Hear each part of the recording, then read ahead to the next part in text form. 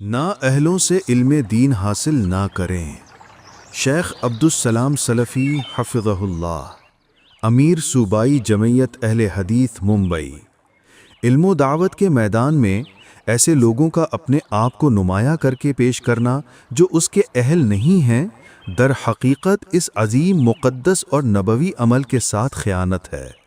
دوسری طرف انہیں اس منصب کے لیے قبول کرنا گمراہی اور گمراہ گری کے لیے راہ ہموار کرنے کی لاشعوری کوشش ہے۔ وَلَا تَقْفُ مَا لَيْسَ لَكَ بِهِ عِلْمٌ إِنَّ السَّمْعَ وَالْبَصَرَ وَالْفُؤَادَ كُلُّ أُولَٰئِكَ كَانَ عَنْهُ مَسْئُولًا۔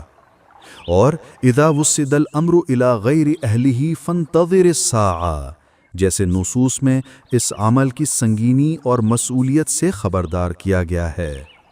اسی طرح کے نصوص، ہدایات اور اصولوں کو سامنے رکھ کر سلف سے خلف تک اہل علم ورثۃ الانبیاء نے امت کو آگاہ و خبردار کیا ہے، یعنی ہر دور میں علماء نے اپنی زبان و قلم اور علم و عمل سے حسب تقاضا اپنی ذمہ داریوں کو بھرپور ادا کیا ہے کہ نااہلوں سے علم دین نہ حاصل کریں۔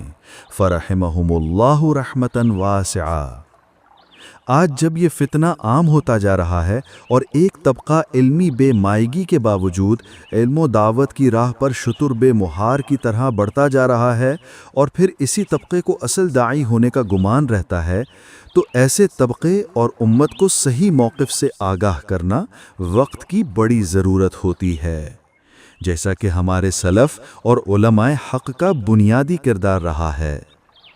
علمی و دعوتی خیانت اور فکر و تحریر پر اس کے اثرات، عرض ناشر، صفحہ نمبر 5-6۔